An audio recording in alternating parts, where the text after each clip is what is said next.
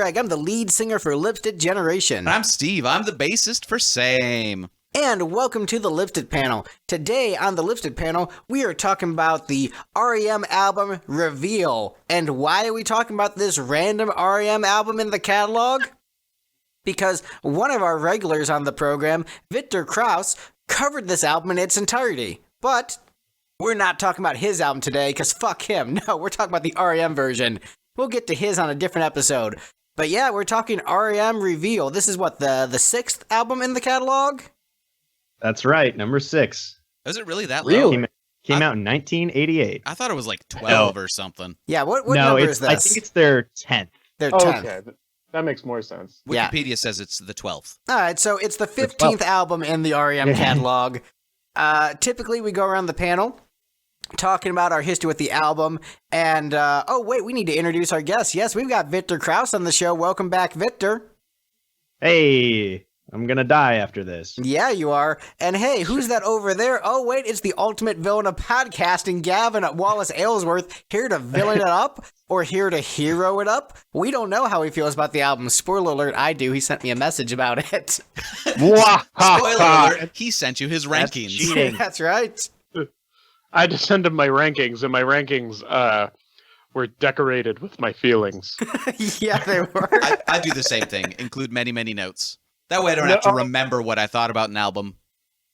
No, I drew on my notes that I sent. He did. He drew me a picture, so I know how he feels. So, it's just a big old smiley face. So typically what we do at the beginning of our episodes for first-time listeners, hi, welcome to the show. What a weird episode to start with. But we go around the panel and talk about our history with the band and the album.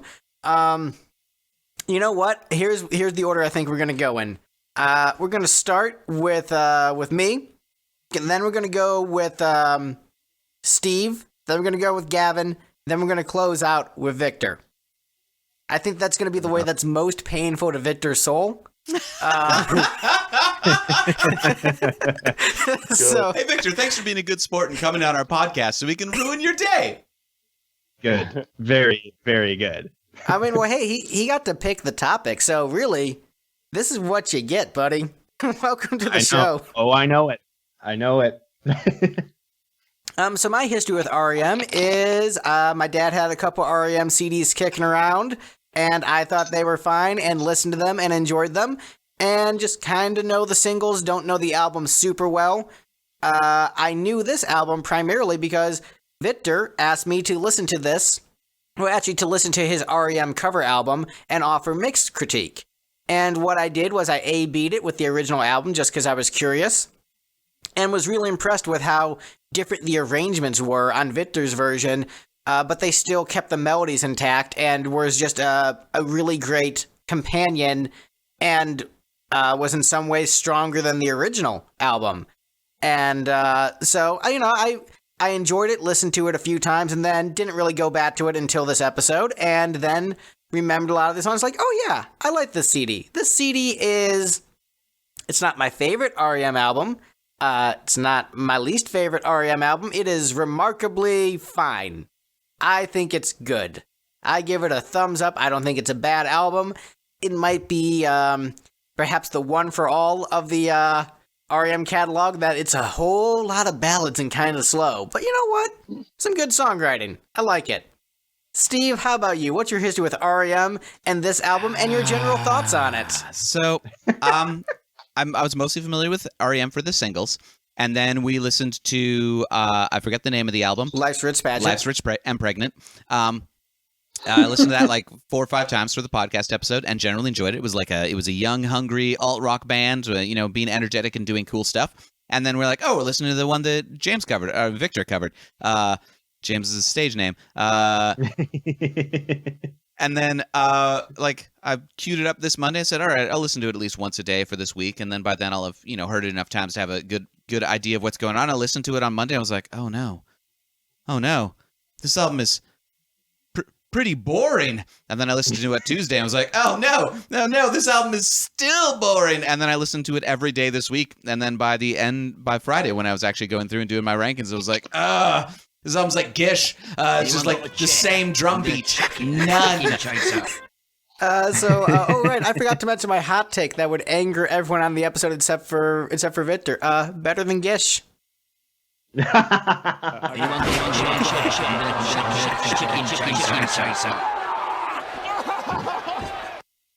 We're here to take your pornography and sodomize our vast imaginations. That's my favorite Smashing Pumpkins song. So Steve, you're saying you weren't that big on this album. I did not enjoy this album. It was so the melodies are really catchy. It's a really well-written album. It's just like the boringest arrangement. It's like if you just skipped over the Police and went straight to like late era Sting. Ooh. That's savage but accurate. Just nothing but boring tantric sex and cultural appropriation. Ooh, ouch. So here's the question for you, Steve. Where would you rank this in comparison to most of the Kiss albums you listen to? Man. If you were to put this on as background noise, I feel like it would be less annoying than most Kiss albums, but for active listening, it's kind of worse. And that, like, you know, at least Kiss albums have a beat, they have energy to them, and they have occasional moments of brilliance. This one, like, I feel like there's, like, maybe 2 songs that sort of stick out as pretty okay, and then the rest of it's pretty blah. Nothing on Crazy Crazy Nights level. No, like, most Kiss albums have at least a, like, really good song. There's this album did not have... It has good songs, but it doesn't have a really good song on this album. Like, there's nothing that you'd be like, this needs to go on the greatest hits. No, yeah.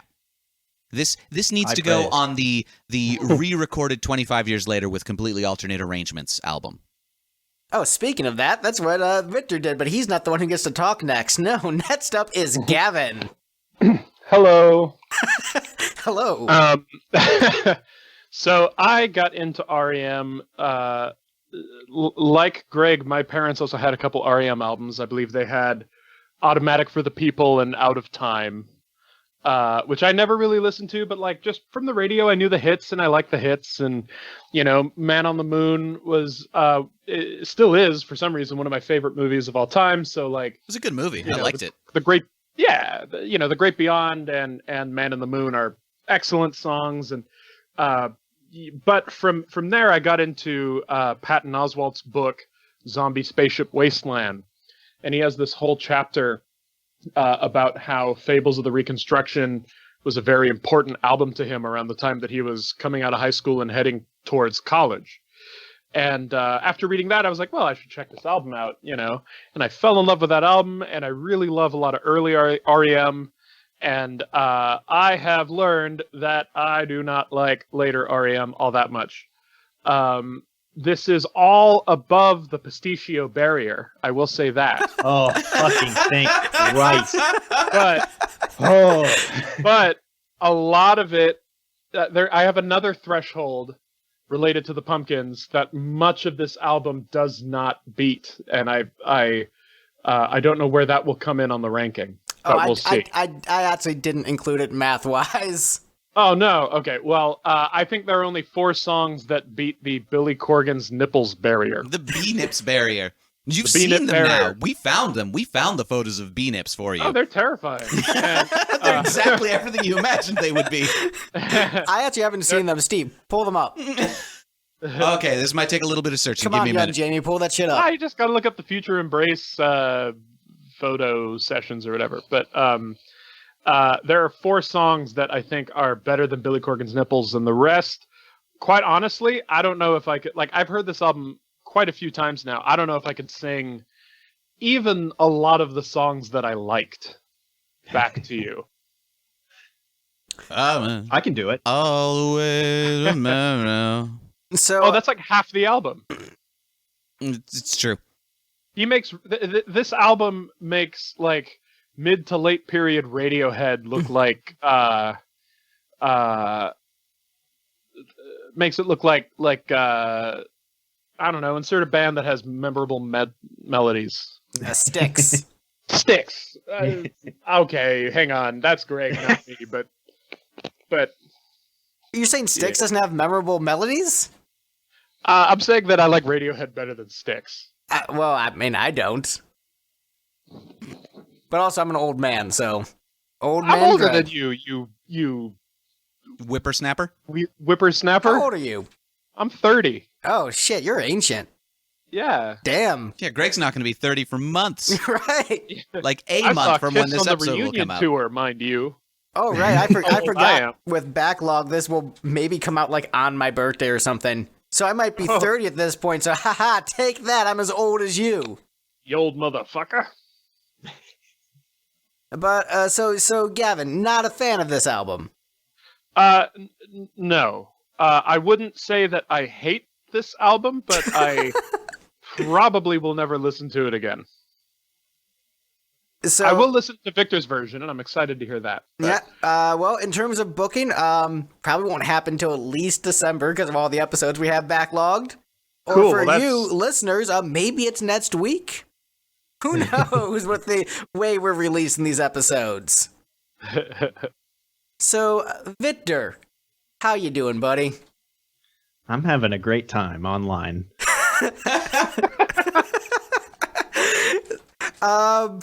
But hey, at least I don't hate this album. Victor, tell us about your history with REM in this album in particular and how you feel about it. So, as I said on the Life Search Pageant, I guess this is the same lineup we had on Life Search Pageant, huh? Yes, it is. Almost as if great. intentional. Almost as if I knew I could book this lineup really easily for another REM album and didn't have to search for other people. For everyone's favorite REM album. As I said then, I got into them, about a year and a half ago because of the Are You Talking REM Re-Me podcast. And I was, sort of listening along with them as they would put out episodes. I would take in the next one. And by around, Life Search Pageant era is when I started to be like, okay, I like this band. I'm going to start listening to the albums before they get to them. I'm not going to be waiting a goddamn week in between my new albums because I just like them and I know where they all are. So I started getting ahead of the curve and not quite, I'm, loving the stuff that's great. It doesn't totally connect. I feel like REM is sort of a band that grows on you, or at least they did for me. But then when I got to Up, then I was kind of like, this is very different. Come to find out, that's because the drummer left before that album. And then they get to this one, and I think I was probably like reading or something while listening to it. And as it was going on, sort of the lushness of the sound. Sorry, I'm looking at Billy Corgan nipples. Holy shit. At least send it to me so I can see. Holy shit, young Jamie, send that shit over. All right. Oh my god. This is going to have to be the cover photo for the episode now, Greg. Ah man, I don't. We might get banned from YouTube with that shit. Ah, damn. Sorry. I'm telling you, nightmare pellets. Little nightmare pellets. Ah, shit. All right, sorry. Go ahead, Victor. Hold on. God damn, those nips. Victor, you seeing that shit? Seeing the nips. Yeah. Just, it Good stops stuff. you in your tracks. Like. All right, so reveal. The last album didn't have a drummer. This album, you're like, hey, it sounds different than the one that didn't have a drummer. They sort of, so I'm listening to it and I kind of like, I'm guessing I was on my bed. I sort of lay back and just kind of let it wash over me. And I had kind of a semi-trance-like experience listening to it, which I think maybe for the general populace translates to, this is kind of boring. I took a little nap. But I think there's just something in there. And I think the reason I decided to end up covering the whole album is because, when they're like, we're kind of in a frenzy of movies being remade right now. And occasionally you'll see the argument of, why do they keep remaking movies that were already good? What if we take movies that have good premises, but could maybe use another pass or two on the script, or just maybe need a different technology or different people behind the camera.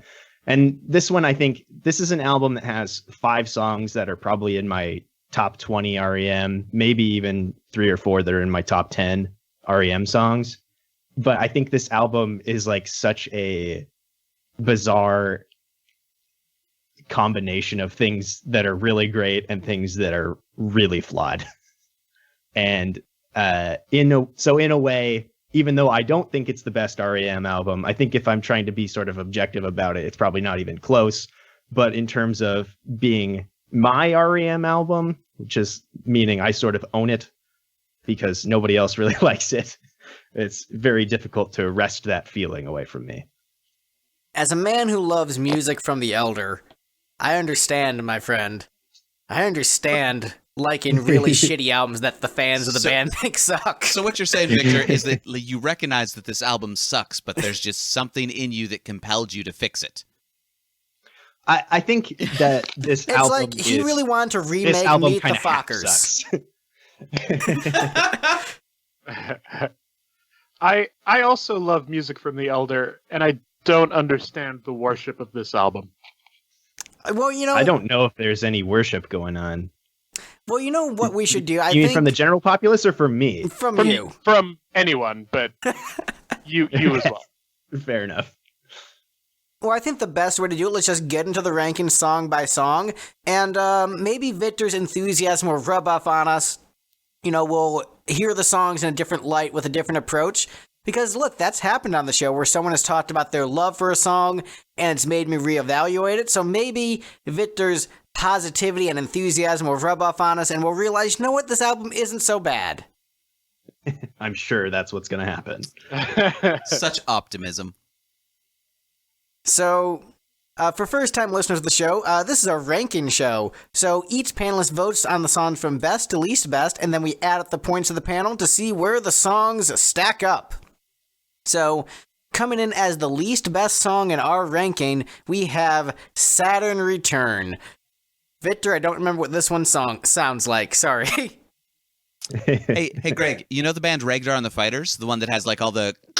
Oh yeah, I love that band. Kind of weird glitchy drums. Imagine that band, but it was boring and lifeless. I felt personally insulted by this song. Like, hey, they ripped off my style. 7 years before I started doing it, but worse. I understand your rage, because like the way I listened to Gish and was insulted as a songwriter, like you dare put out this mediocre garbage, the way I felt insulted by the Kiss song Boomerang. Yeah, you being insulted by this, I get that on a visceral level. I'm so sorry. It's interesting though, because you're the only one who ranked it lower than I did. The reason it ranked at the bottom is because honestly, this is the one I don't remember what it sounds like. Last week I listened to the album at least 10 times and do not remember what the song sounds like, including like me listening to Victor's version multiple times and listening to this version multiple times, like back when doing the A-Being. I don't remember this song. So Gish-esque in a way. Oh, great. Anyone got a chair? I'm going to chuck it at a chicken chaser. I forgot to hit it last time, sorry. We haven't been doing the Gish joke because it got really tired, so I'm rusty on the Gish button. I mean, we're talking about a, alternative rock album that a lot of the panelists find boring. So it's back and better than ever. Yeah, maybe. Sorry, Victor. Can I just say that rusty on the Gish button is such an amazing phrase? And we got Rusty on the Gish button. Give it up for Rusty, everybody.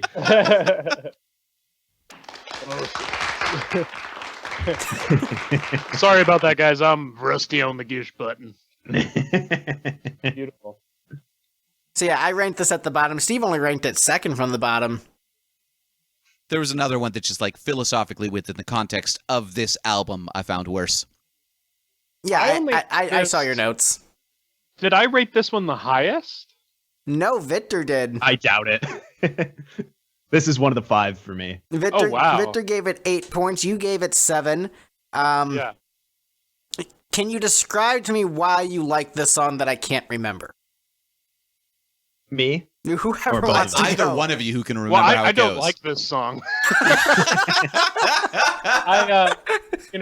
My 7 through 14 are songs that I have various shades of not liking. Oh, Victor, how are you doing? I'm doing all right. He says that, but I sense sadness in his voice. Oh yeah. Easy to poke yourself square in the eye. Harder to Oh, that one. that one. Like I Yeah. like that melody. That's actually a good melody, and like the message of like tearing yourself down is a good one. It's just badly done glitch rock. So this is one of the ones that very heavily contributed to sort of my trance state while listening to it, if you can believe that. And I Yes. think you're not wrong. It's not very dynamic, and which is something that I was very conscious of when I was doing my take on the album. I was like, I can't do something this flat, even though I love this version of the song. This is one that I was like, there is no goddamn way anyone else on the panel likes this song. This one I was very prepared for. That's fair. And I do want to acknowledge, I know you've been listening to all of our episodes in order and haven't gotten to our Carnival of Souls episode yet, but there was a song that I fell asleep while listening to on that album that I fell into a trance-like state and then woke up and loved the song afterwards. So I get where you're coming from with this. So maybe when I fall asleep to this song, I will like it. But as it stands, the only reason it ranked at the bottom, because I don't think it's a bad song, but if I can't remember it, I don't think it's necessarily the strongest composition on the album.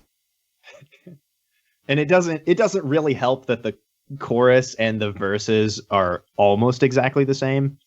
That actually makes it worse, because if I can't remember the melody and it's the same thing throughout it, it's not that great. I mean, they're different vocal melodies, but the rest of the production is very similar. Like that. Yeah, that, and from that, a chord perspective, there's only one difference. Yeah, that glitchy randomized drum loop keeps on going just at varying volumes throughout pretty much the entire track. Yeah, not much chord changes, not much instrumentation change. It's a very vocal-driven song, a very vocal-driven album, and it's, Michael Stipe doing much better than normal on the vocals. It's just, that's not enough. I think the other thing about this one, I'm a pretty notorious not knower of lyrics to songs that I like, but this one, the lyrics really stick out to me, and sort of the narrative of it, I think, really works for me. Well, I think we've talked about this one enough, so let's move on to the next track. Great transition. There we go. So next up on the list, we have Disappear.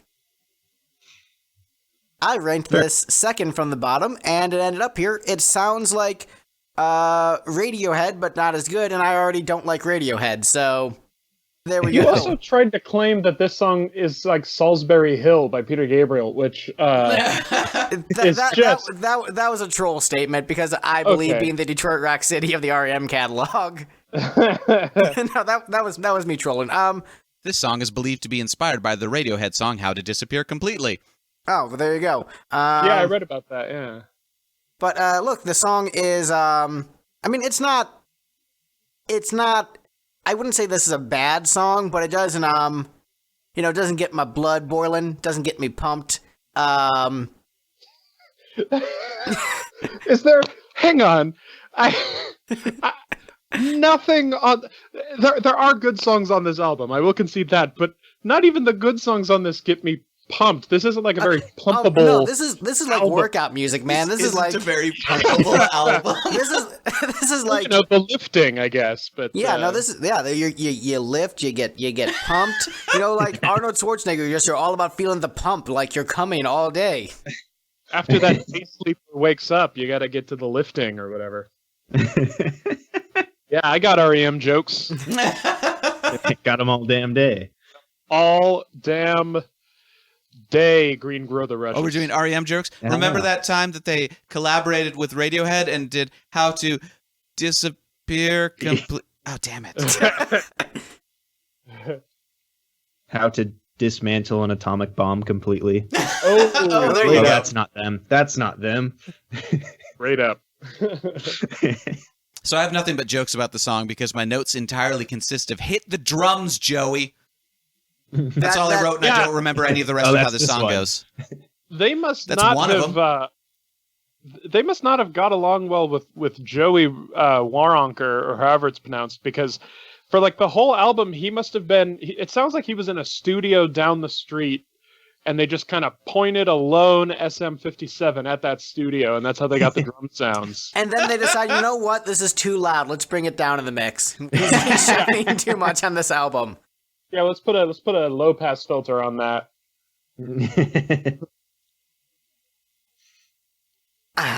Honestly,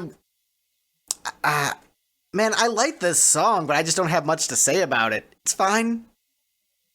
This is one that another one. I'm not even particularly fond of it. I think I sort of like the idea of it, and I sort of like the kind of the atmosphere of it, but it's not the most engagingly produced song.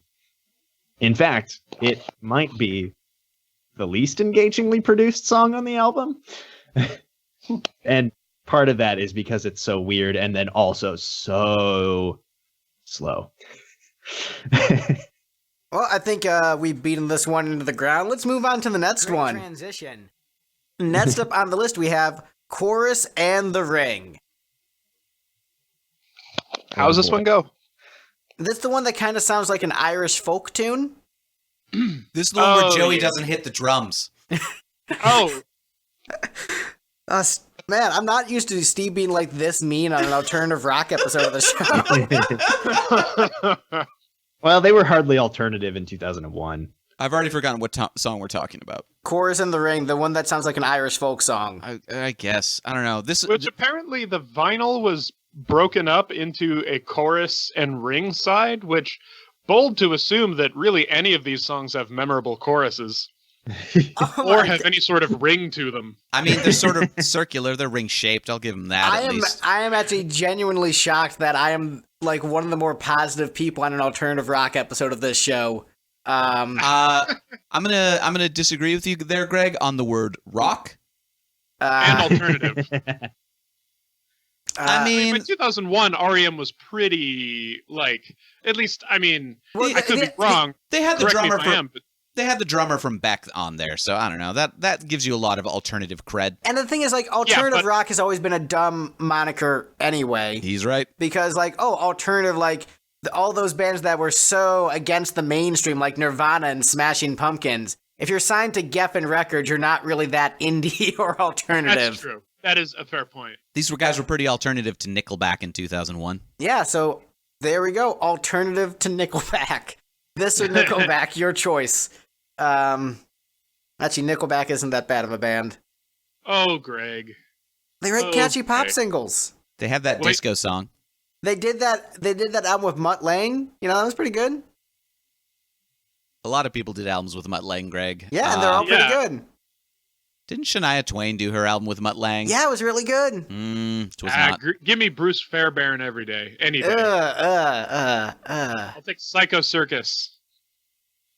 So yeah, Chorus in the Ring, it sounds like an Irish folk song, and because I listened to a lot of Thin Lizzy, it made me a little bit happy, so I liked it. I put this one third to the bottom because this is one of the ones where it does not have a particularly strong melody. This is one of the ones that I forgot the melody by the end of the song. I don't remember any of how it goes, and Joey's not hitting the drums, so. Oh, I mean,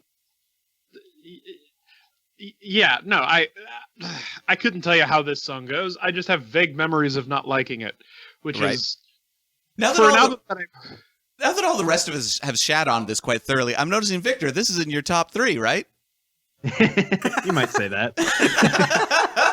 I mean, I didn't really shit on it. I said, I mean, yeah, I ranked it third from the bottom, so that's why we're going in the order of my ranking. But I still like this song. Like, it is.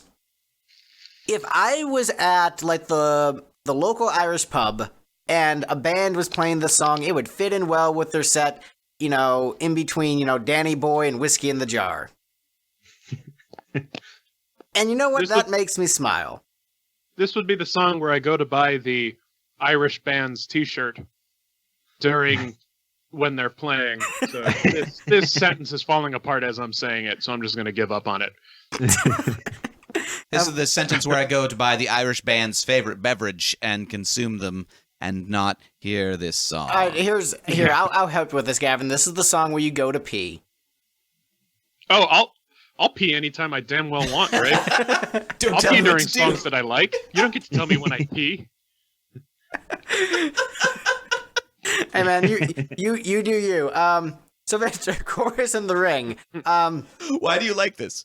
Yeah, I mean, I know it's not as good as that Manowar song I sent you, but why is this almost as good as a Manowar song?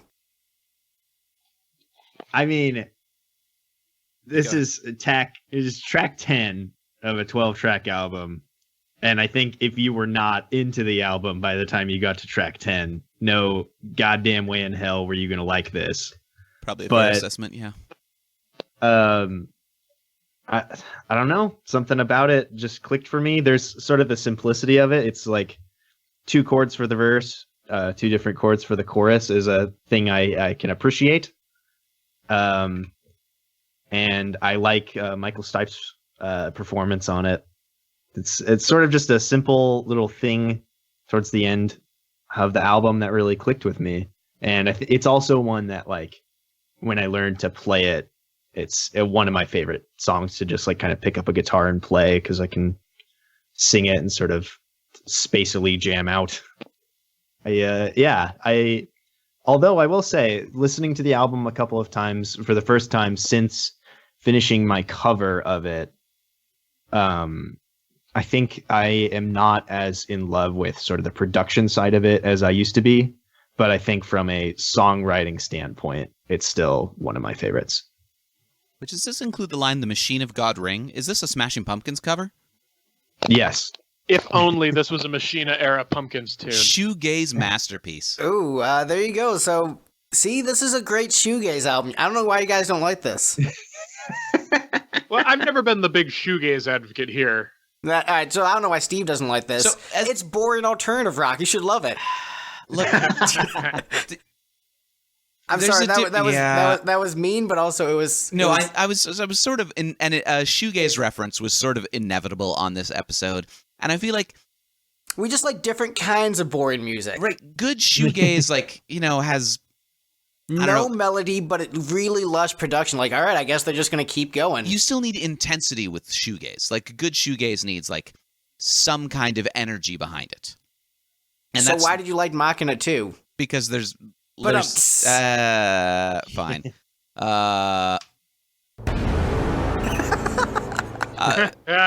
Because Machina 2 still has that energy, though. No. It has energy. I'm doing air quotes. Energy. It's got the loud, distorted guitars. It's got, heavy-handed drums. It's got Billy Corgan. No, that's just a bad vinyl rip, dude. Billy Corgan. Wait, did you say Machina 1 or Machina 2? Machina 2. I mean, both. But... All right. I mean, Machina 1, that's way harder to argue the case that it doesn't have energy, and that it's still got, like... No, It's got those loud, heavy singles. Machina 1 does have energy, and also I do like how we're shifting into, like, ripping on an album that Steve loves. Right. So there you go, Victor. We're making up for you. Machina 2 has a lot less of that. I will grant that. I mean, White Spider's got that energy. I don't know. I'd necessarily call that. I probably did call it a shoegaze masterpiece. I love. Wow, White Spider's such a good song. White Spider is a good song, but also that's not shoegaze because it has energy to it. Shoegaze does not have energy. No, good shoegaze does have energy. So I like to cite, as you know, one of the prime examples of good shoegaze is Silver Sun Pickups, which they've got like huge builds over the course of their songs, and the energy comes from the dude like pushing his voice to its breaking point. But yes, it's very washed out, lush production where the guitarist is playing his pedal board more than his guitar.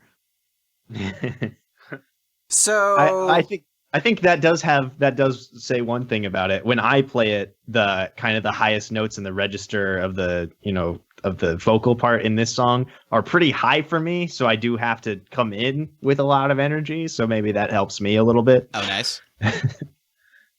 We're not talking about your version today, Victor. Save that for that episode. Right. I'm talking about when I just jam out and sing it. Oh, got it. I actually intentionally did not listen to yours at all this week, so I would only focus on the REM version. So that way, when we do your episode, I'm focused on yours. Fair enough. Same. I haven't heard yours yet either. I mean, I've heard it. Like, I've heard it before. I just didn't listen to it this week. Believe me, no one has heard it. I've heard it. I flipped through about 3 seconds of, I think, Saturn Ring, just to be like, Victor did it better than this at least, right? But I was just too full of rage to like focus in. And This is, Greg, more people. So I asked a ton of people to give me mixing notes on various stages of the mix. And over the course of doing that, I got more people to listen to it than have listened to it, as far as Bandcamp will tell me. Yeah. It's just that's just the nature of the beast. It's almost as if I shouldn't have wasted 2/3 of a year of my life covering an album that no one likes. It's almost as if I should have wasted 10 years doing hair metal in like the 20-aughts. We all made poor life choices, buddy.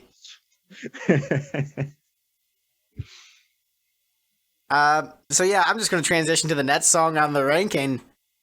Great transition. It is a great transition. Next up on the list, we have Summer Turns to High, a shoegaze masterpiece. It is ranked entirely too high. So I ranked this the highest. I gave it 10 points because it reminds me of Peter Gabriel. Greg. Greg, insert middle here. God damn it, Greg, insert middle name here, Troyan. Extra crispy. Extra crispy. Greg, extra. Oh boy, Gavin can't talk today. He's just seething with rage. Seething with rage about my true statements. Hot takes. This was I ranked this one at the absolute bottom. I gave it 10 points. Top 3. That's terrifying. Oh, wow. You actually sort of liked it, Greg? Yes, I told you I like this CD. I enjoy this album. I don't dislike this album. Like, I don't know if you've been listening to me, but I've been relatively sticking up for this album in this discussion. He's probably just so blinded by the rage felt by everyone else, he hasn't noticed that I'm being generally positive on this. But then again, to be fair, you don't have to work that hard to be generally positive compared to Steve and I on this one. Hey, yo. That's true. Guess what I wrote down for this song? Hit the drums, Joey!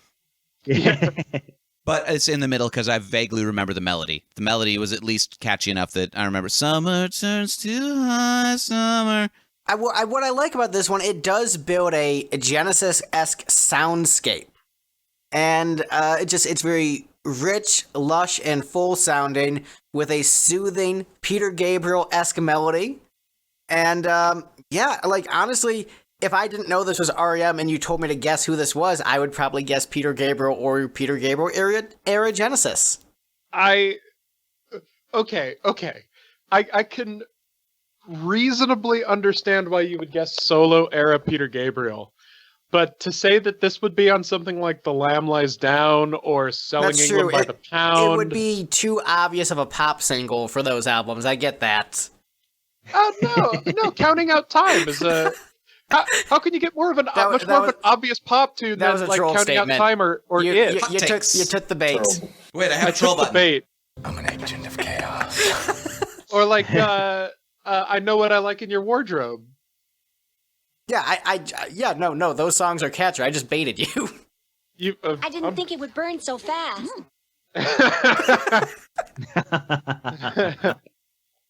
I'm just hoping the terrible thing happens.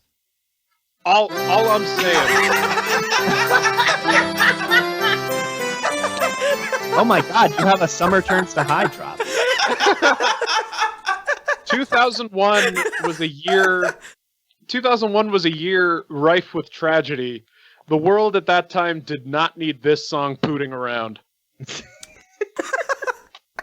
I think this song is great, and it is a excellent Peter Gabriel-esque track. So when I put together my fake Peter Gabriel playlist, like I have my fake Thin Lizzy playlist, this will go on there. What else is on this Imposter Gabriel? Honestly, a good chunk of this album. In Peter Gostropol, that almost worked. Which it's funny because Peter Gabriel is one of my big geeky things. Peter Gabriel for a long time was slated to release an album named Up. And initially he was going to put it out in, what was it, 98? When did the REM album? Yeah, Up 98, I believe. That would have been insane. Peter had the story that I heard was that Peter agreed, because I guess Peter and Michael Stipe are friends, or were friendly. And Peter agreed to Silver Side Up put came out out his on album. 9/11. Yeah. Sorry, I'm just on the list. That Nickelback album came out 9/11. It was a terrible day. Ben Folds, Rockin' the Suburbs. That's a great album. Dream Theater, live scenes from New York. And God okay, hates us on this list. Sorry.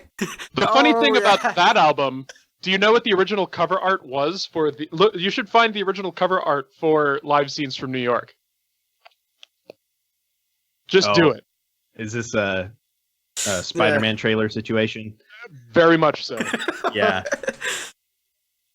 I mean, it is live scenes from New York. Yeah, I mean, yeah. And they made it. So Yeah. But as I understand it, there was an airplane on the cover. I'm seeing an album cover by a band called The Coup, called Party Music, that is actually a photo of the Twin Towers with explosions happening. Did they release an album the day? No, this artwork was created the spring before. Interesting. Jesus. That is bad timing. Yep. Wait, I apologize. No, there's not an airplane on the cover, but it is a burning. The original cover art does feature a. Oh yeah, it's the skyline of New York on fire. Superimposed Yeah, I over see an it. apple. Yeah. All right. I'm moving past 9/11 right now because this is bad Hey, pod. Greg, never forget. Never hashtag never forget. Summer Turns to High, great Peter Gabriel-esque song. I love it. I'm screaming internally. This is another one for me where it's kind of like I alternatively do and don't like it, kind of back and forth, but it does have one riff towards the middle of its sort of sequence of events that it just repeats 3 times, where it goes from B minor, I want to say B minor 6 or B minor 7, I can't remember, to an E major, which is just like a combination of chords that really does it for me.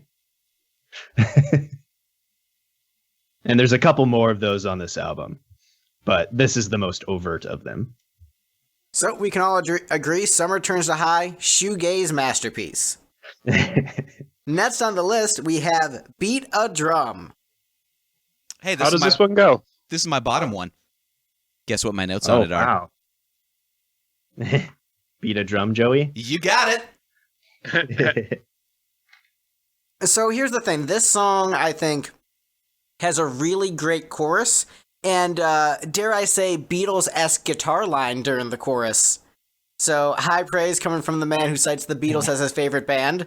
But I think the melody during the verses isn't as strong, and so I gave it 6 points. So one of the better choruses on the album.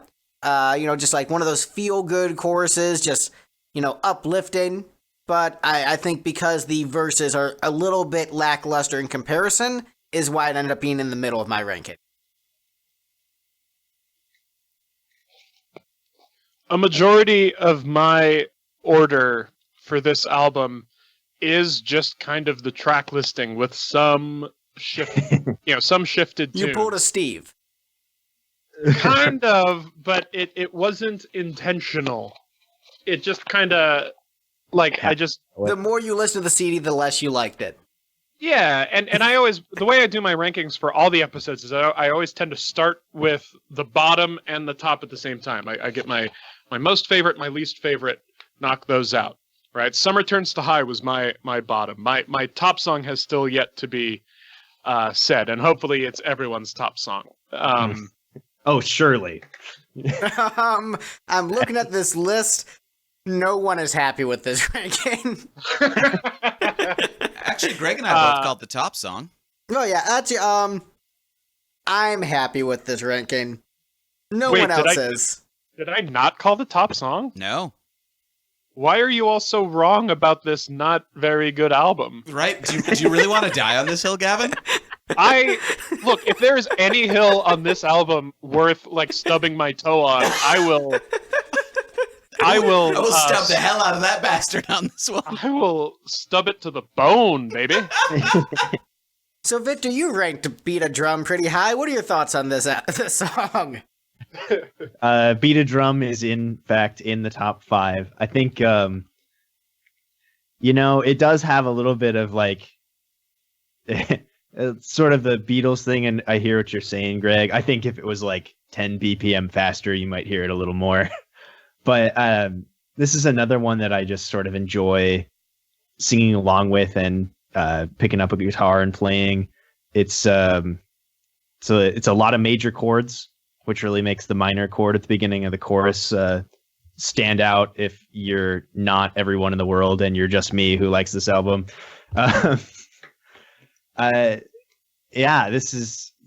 think it's just a very pleasant song. And this is, Hey, Greg. Yeah, I'm here. This one, this song has a really good bridge. Oh. Yeah, I agree. I mean, I think it has a good bridge, a good chorus, but the verses are unfortunately not as memorable as other verses on the album. But a soaring, I believe, S chorus. Yeah, I mean, I love the verses on this one. I think it has kind of like it's a little dreamy quality to some of the imagery, but reading about like some things that Michael Stipe has said about it, it's kind of just like things, just kind of how things looked around where he was at the time, or maybe how he grew up. I can't remember which, but like the dragonflies and the seahorses. I don't know. I like it. It's a kind of semi-abstract in a way that I can appreciate very much, and I enjoy to sing along. Well, hey, we're about to transition into a song that you don't enjoy. Next up on the list, we have I'll Take the Rain. That's true. So, Victor, tell me about why this song is so boring. Because it's 6 minutes long. Okay, this is the longest song on the album, and I will fucking grant you that this album is pretty slow and pretty like not super energetic, and this is absolutely the zenith of the opposite of a zenith. But nadir. Yeah, the zenith of the nadir of this album. I'm just picturing a graph where it's just like loop down the little bump and then loop back up. Yeah. I don't know how many of you guys were in like church worship teams in high school. Yes. I got 1, 5, 6, 4, 8 notes on that bass. This reminds me of that. And I did not. I think it was fun when I first joined because it was like, oh man, I'm in a band and I get to play music every week. And then by like my senior year of high school, I was very done with songs like this. And going through it more like analytically for learning the words and learning how to play it, I gained a little bit of appreciation for like the lyrics are saying and what it's about. But I don't necessarily think that means I needed to hear it for almost 6 minutes. And this is an album that has a lot of really long outros, and this one is egregious. I would wager this album is almost entirely outros. there are whole songs that are just outros.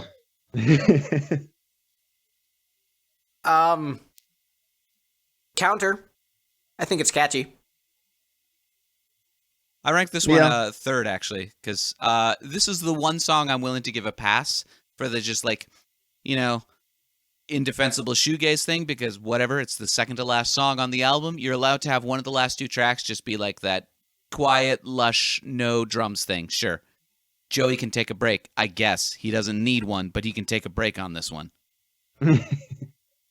What was that Hard Times article? A drummer going on acoustic tour band can just go fuck himself, I guess. Oh, yeah.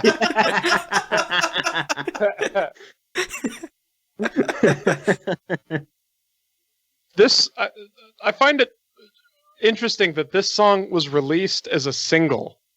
Yeah, that's nuts. And it was released as a single in November of the year that it came out. November, I'll The take the world- rain.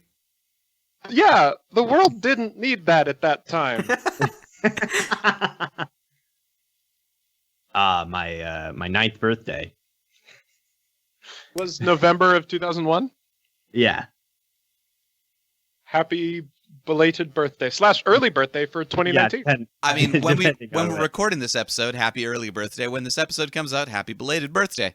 Yeah, Oh wow, is that far in advance? Huh? I don't know, maybe. we've got a bunch of Frozen episodes coming out. Oh, that's true. This episode's coming out. Basically, November is going to be all Frozen, baby. Except we're in Nashville, so it's going to be hot. Should have done Hotter Than Hell for an entire month. Once was enough. But also, that was one of our better episodes because we had Joe Palmaccio on that episode, and he got to talk about how it was a pain in the ass, like remastering that terrible sounding album. It's true. Oh, wow. But I no, go ahead. think that album sounds good, but that's another story. Well, that's because Joe did a great job remastering it. I had an original, or not an original cassette, but I had a cheap cassette copy. Maybe that's the I trick, like Greg, is the hiss was just exactly out of phase with the tape player. So if you matched up with your tape hiss, it was just perfect. It was pristine. Got it. Look, Only real audiophiles understand. going back to REM and the shoegaze masterpiece. Out Hit the Rain. It's a nice, catchy, somber ballad, and I think if this song was on Life's Rich Pageant, I think it would have stood out more as a really great masterpiece of songwriting. But I think on an album full of really mellow ballads, where everything kind of has similar arrangements, it's hard for songs like this to stand out. But because I gave this album so many listens, and maybe because I've just been training myself for this podcast of just intense, just shoving albums down my throat, this style of music isn't aggressively annoying to me. Like when we did Gojira, that was a painful experience the number of times I listened to that album. But this was pleasant, and the more I listened to it, the more I got locked into everything that was happening, and I like it a lot. I gave it 9 points. I think it's really good. Honestly, if you just took every third or fourth kick drum hit from Mars to Sirius and put it on this album, both albums would be much improved. I mean, you're not wrong. You're actually very right about that. Yeah. I think if this song was it was 4 minutes instead of 6 minutes, it might not be my last place. But it really is it feels like where a lot of the songs maybe have production decisions that are bizarre or not completely conventional. This song just feels like normal song .wave compared to everything else. Well, look, I respect your opinion. It ended up last place on your ranking. Next up is the song that came in first place in your ranking. We have Beach Ball next on the list. Oh. Wait, whoa, really? Yep. To what? Beach Ball came in number one. Who ranked Beach Ball number one? Victor. Me. Victor put I'll Take the Rain as his last place song, and then one spot above it, Beach Ball, his favorite song from the album. You know what it probably is? Victor just loves Christmas. Victor loves Christmas on the beach. Right? I love that the summer album was they were you know what we need? Some Jingle Bells. That'll be what really ties this together. It makes sense. Okay, so we could tell Joey to hit the drums, or we could have him hit the bells. All right, so Steve, I'm going to give you a counter to that. They're from Georgia, right? Do you think yes. it's that cold in winter? Do you think they have sleigh bells at all? Yeah, in that case? when it's Christmas time, they probably go down to Orange Beach, and they've got Santa on the beach and some stuff like that. They're probably just chilling, having a good time. I hate this. This was my You may be right, Greg, but I hate this. second from the bottom. Oh my god. This ranked just below I'll Take the Rain and just above Summer Turns to High. I gave it 5 points. I like it. I give it 4. I don't. Victor, it's your favorite song from the album. We cede the floor to you. I feel like Victor's like getting balls of steel from this episode. Like we're literally just ganging up on the poor man. We're like, hey, that album you love. Yeah, we're gonna be mean about it. Hey, I'm being kind of nice. We're not even gonna cede the floor when we say we do. Yeah. I think Victor has something to say. No, I jack off really loud.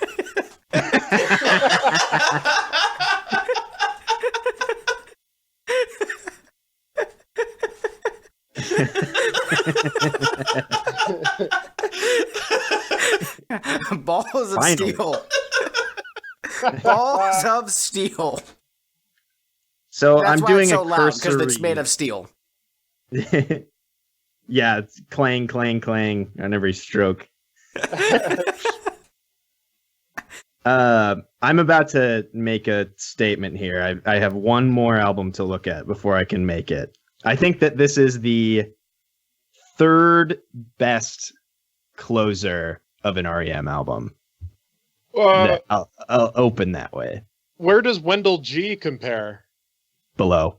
Whoa, bro.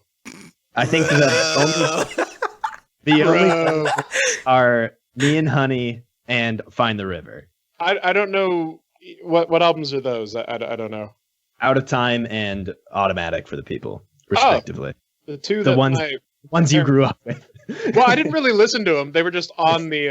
I was too busy listening to, like Peter Gabriel and Primus. Well, this is like Peter Gabriel on the beach at Christmas time. You should love this. No. You want to hear Peter Gabriel on the beach? Go look up "I Go Swimming" and then. Oh no, I know. I'm just trolling. But yeah, I Go Swimming. Yeah. Did you hear about that fucking terrible song? "I Go Swimming." The Christmas song that Peter Gabriel and REM did together called "I Go Night Swimming."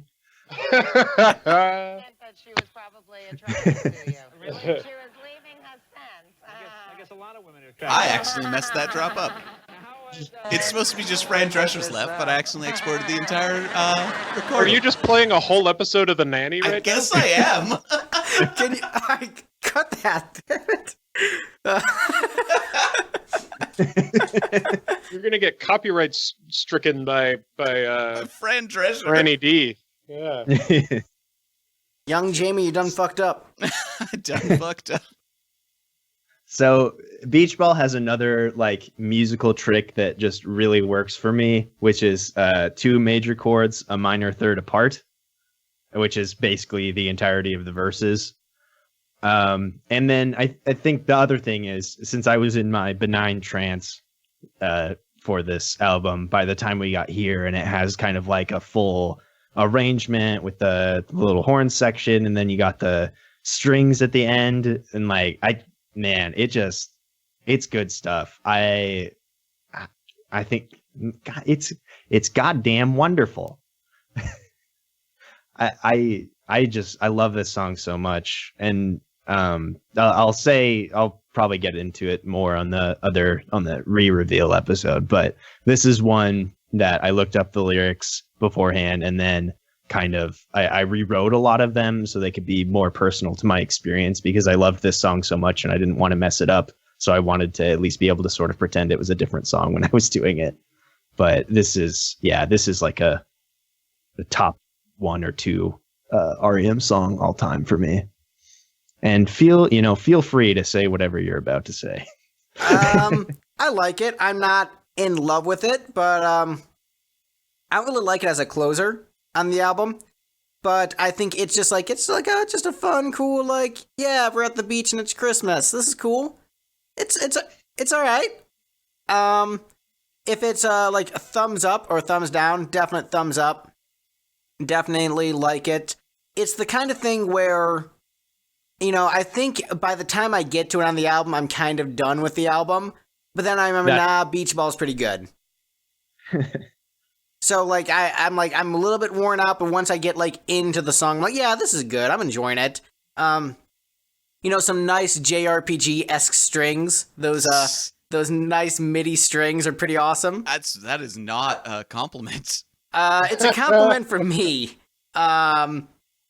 It's like it sounds like a PlayStation game of the same era. That thing that you did badly sounds pretty good. Yeah, so beach ball would be great for Dead or Alive beach volleyball minigame. Excellent for that. Any comments on beach ball before we move on? Wendell G is a much better song.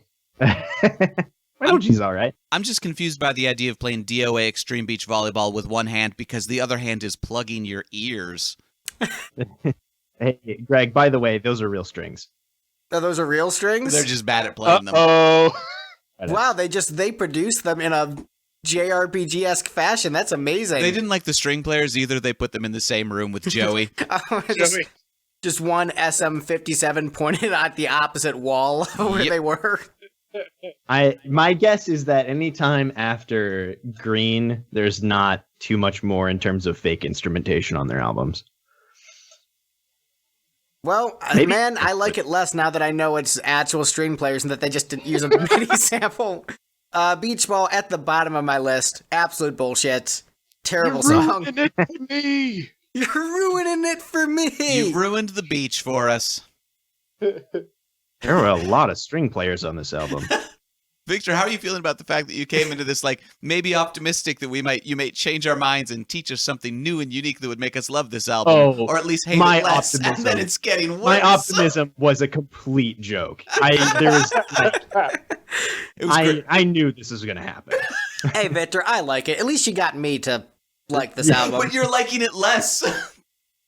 Yeah, I just ruined it. Yeah, you did. I was excited heading into it, thinking maybe I'll discover another REM album that I like.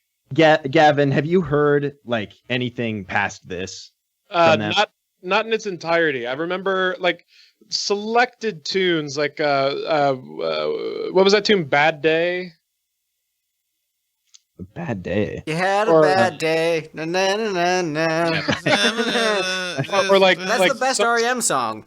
There was a music video where Michael Stipe was like a news anchor or something. If we're going by music videos, I'm not gonna be the guy to ask. Okay. But I want to say it was like Bad Day or something day. It Happened Today. Oh, maybe that was it. So their last two albums are not this sleepy. Just so you know. Nice. Well, yeah, then, like they do one more really sleepy album, and then they pick it back up. Sure, this album been called NyQuil. I'm fine with sleepy music. I just this didn't.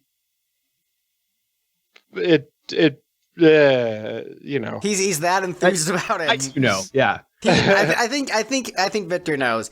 Well, hey, next up on the list is a song. It's called "She Just Wants to Be."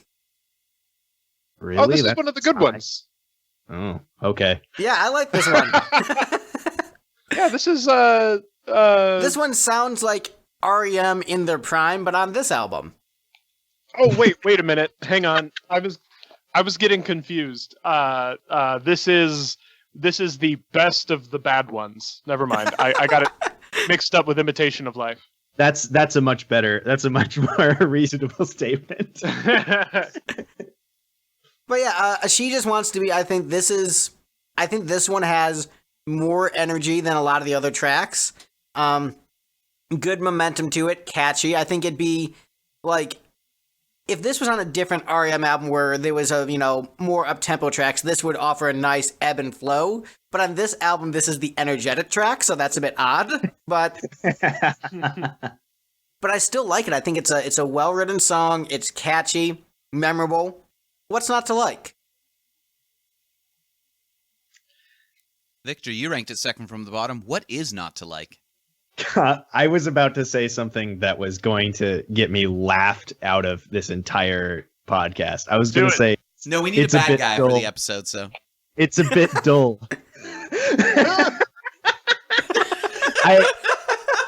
You know what's great about this and that? There are going to be REM diehards who are going to be really excited that we did an episode on Reveal. And they're going to hate this. We're going to get hate mail from Michael Stipe. Is this a well-respected album in the catalog? Like, what's the... I doubt it. There's no way. But I still feel like there's going to be someone out there who finds, like, someone did a podcast on Reveal, I need to check it out. And, to that guy, sorry, not sorry? To that guy... It's me. I'm the guy. Oh, right. You're going to stumble across this episode and be like, oh, cool, a podcast about Reveal. Oh, I'm on that. Oh, no. No, I remember this experience. So this one, I really like the little pre-chorus riff. I think that's pretty great. I think this is just another like chorus kind of thing I don't like. And boy, is that verse melody not interesting.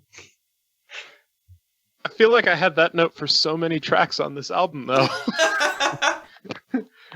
Yeah, most of the tracks on this album, the verse melody is more than 2 notes. Victor, I have a question for you. Yeah. How did you think this would go well? How did I think doing this would go well? Yeah, like this episode. I've learned a lot. I've learned a lot of things in my years on this earth. Lipstick guys are hateful, spiteful people. I mean, I'm not hateful and spiteful about this album, at least.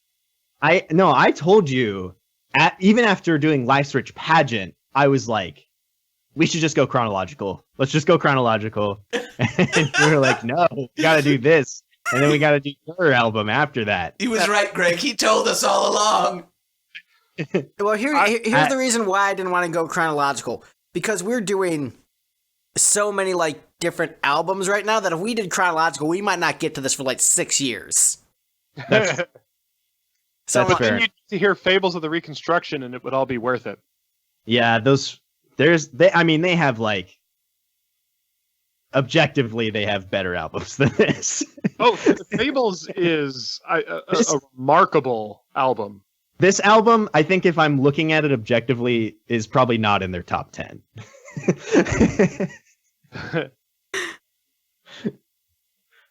But, I mean, I love it, and that's okay. Maybe it's not. You guys decide. But how dare you like as a long as thing. you think it's okay, that's I think, Victor, this is just your training so that someday you can be a hot take master like me. Because I am used to being surrounded by people. Lose. Good day, sir. Look, I'm used to being surrounded by people who think my opinions are bullshit and tell me, Greg, you're wrong. Quiet Riot is not a good band. And I had to... wait. Is that an actual opinion you have, that Quiet Riot is a good band? Yeah? Hot takes! I'm insane with anger. Look, I would say Quiet Riot have several good albums. And look, like one of my dudes played guitar in Quiet Riot, so... Quiet Riot have several good Slade covers. They do have several good Slade covers. Yeah, I was just gonna say, like, But I would say Metal Health is an undeniable great album. Like, Metal Health is a great album for the genre. If you're not a hair metal guy, maybe it doesn't do it for you, but it's still like, it was the first heavy metal album to go number 1 on the charts? Yeah, no, I respect their stuff. I was more being inflammatory for the... I was doing it for the gram. Ah, got it. It's my favorite kind of Riot. A quiet one?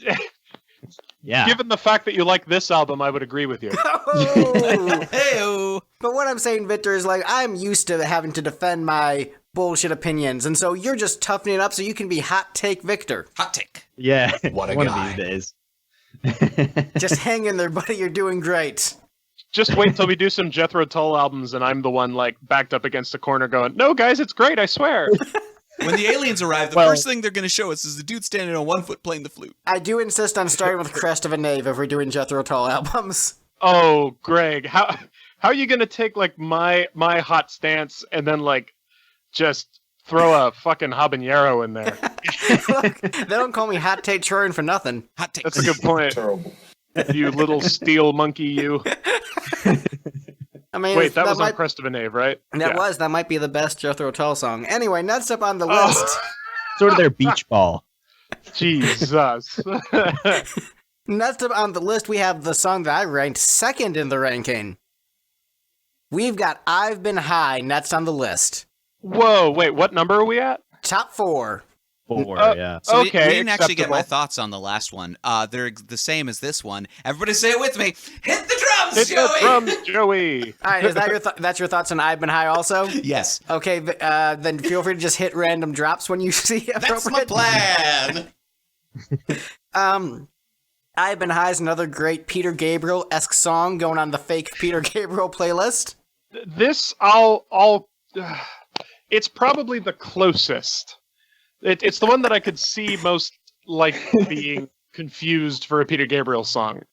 That's not to say that. All right, I so think thank you for agreeing with me and consenting that I'm correct. I think Thank you. confused is a good way to describe Peter Gabriel fans, right? Steve, I thought we were on the same side this episode, and then you just out with this. I'm just trolling.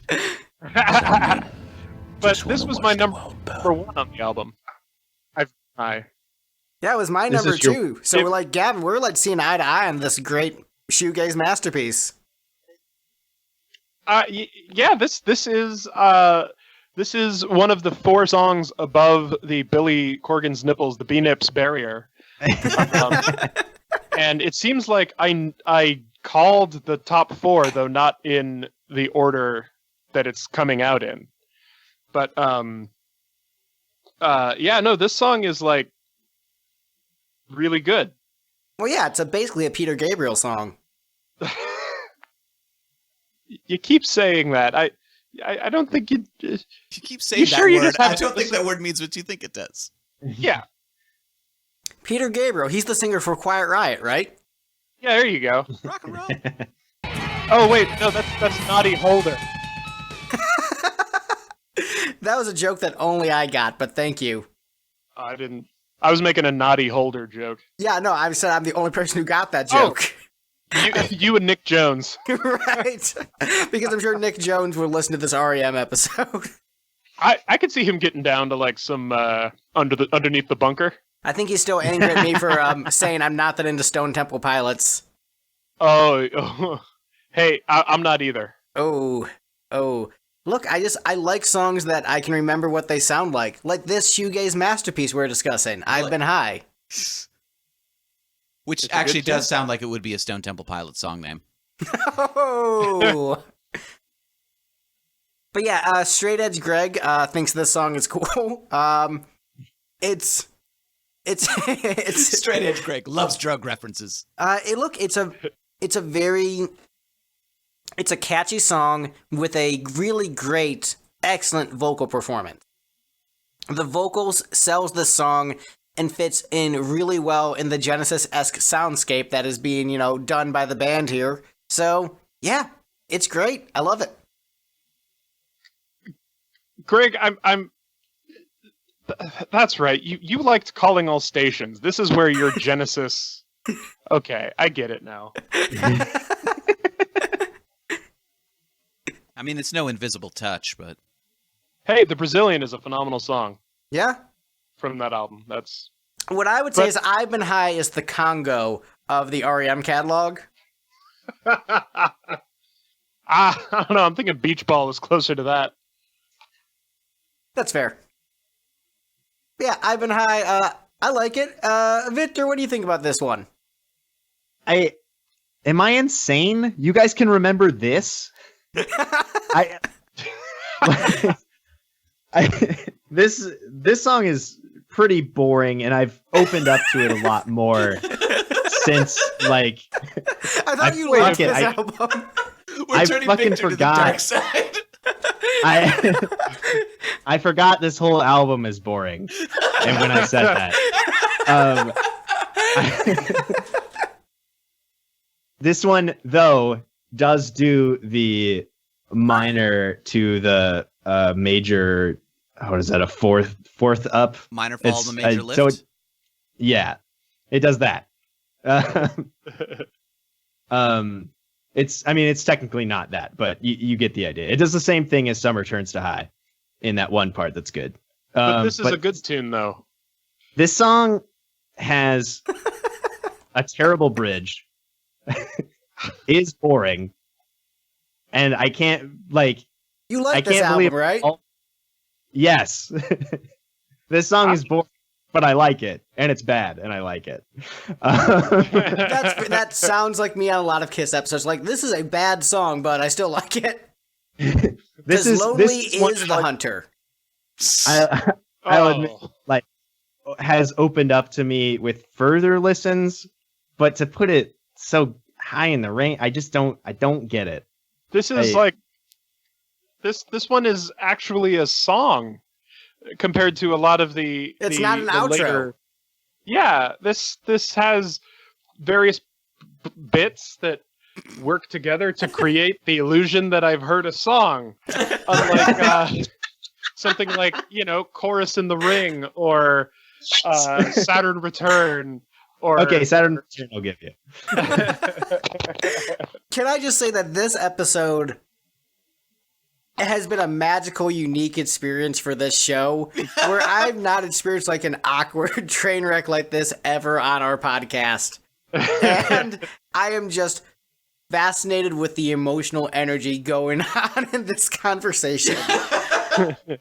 I think the other thing is, like, on the Are You Talking REM Me episode, when they got to this album, this was the one that they're like this and the other one that's probably going to be number one. They were like, oh, those are like the two best, and I just don't get it. I don't get it at all. I think I could see the Scots liking this tune. Yeah, the Scots are all about it. Yeah. Well, I like it. I think it has a nice weird effect partway through that I like that thing. The thing. The Scatman bit, but it's an electric. I would love to hear Michael Stipe sing that like that at some point during, like, some weird droney, according to Greg, Genesisian sound thing. Genesisian? Michael Stipe just bleep de bop bleep school wow bleep bleep bleep. That'd be amazing. Him dressed up as a flower but wearing a fedora hat. A flower? I just want to see REM cover any Scatman John song now. Hell yeah. Or Michael Stipe in a remake of The Shining in the Scatman Crothers role. Oh. You've got The Shining, Billy. That's Michael Stipe impression. Can you tell? You enunciated very well. Yeah, you got The Shining, Billy. Wait, the Shining Happy People? Oh. Jokes. Beautiful. So, any other comments on I've Been High before we move on? Best song on the album. Not according to this ranking, buddy. It's my favorite song I've ever heard. Next up on the list is a song that I have very little enthusiasm for. All the Way to Reno, parentheses, You're Gonna Be a Star. So the thing about this song is that the sort of outro where he's just saying, you're gonna be a star, you're gonna be a star, that's what's gonna be playing over the montage of me overdosing after this recording. So here's the thing. I'm looking at my list and I realized I ranked this one too high by giving it 4 points. Whoa. Yeah, I like Chorus in the Ring better than this song. I don't know why I gave this 4 points. I messed up my ranking. But Greg, this song has a chorus and it's got a nice ring to it. So here's the thing. This one has a chorus, but it's not a chorus that I like. But you like choruses. I do like choruses. This is like the I'm trying to wrap my head around how to explain this. It's like an alt-rock band trying to write a shonen anthem, but being too moody and alt-rocky to write a good one. And so it's just like, yeah, like, believe in yourself. You can go and be successful, but we're, like, really moody, and we're gonna wrap it in this, like, boring kind of country song that's just, like, not super great. Wait, the message isn't supposed to be ironic? Oh, that's a bizarre read. Well, no, yeah. I mean, it is, I think, supposed to be ironic because they're an alt-rock band. So, like, they don't actually give you, like, the optimism. And I think just, like, the music video really annoyed me, too.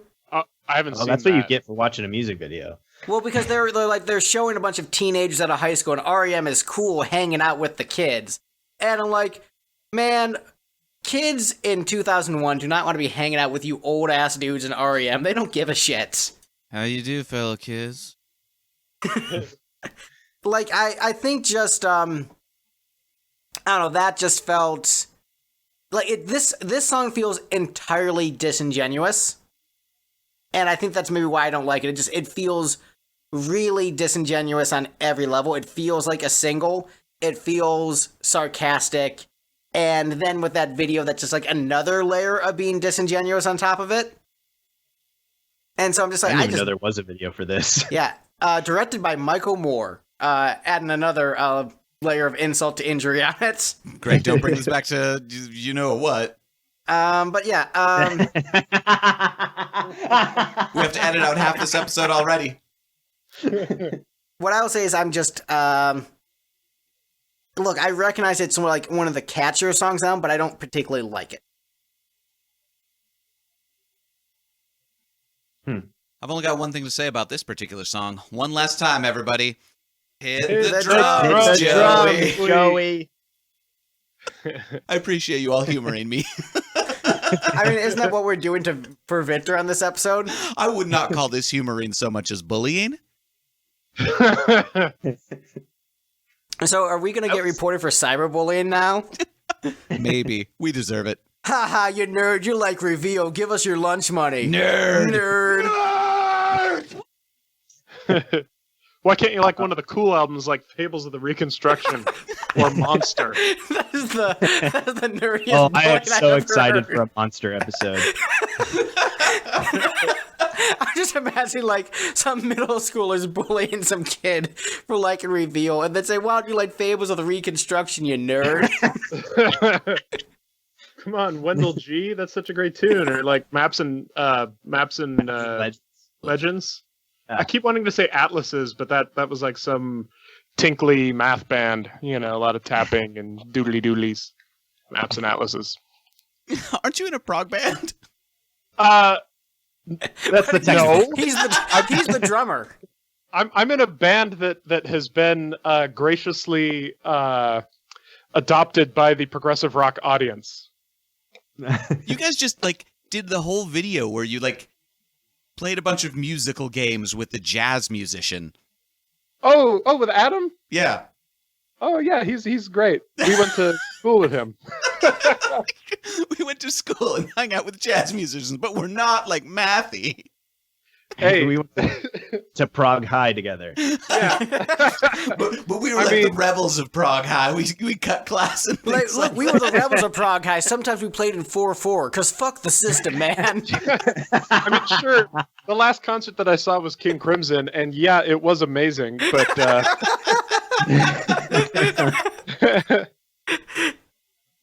How many women were at the concert? quite a few actually.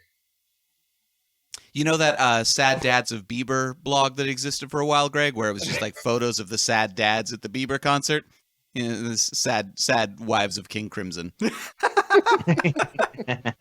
All right, so how many men got divorced after that King Crimson concert? I wasn't taking my my normal clipboard poll there, so I don't know.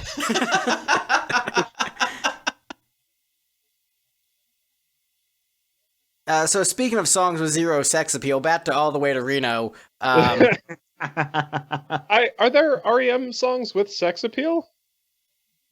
Probably, yeah. but definitely not this Monster. one. Monster. Oh, yeah. Tongue.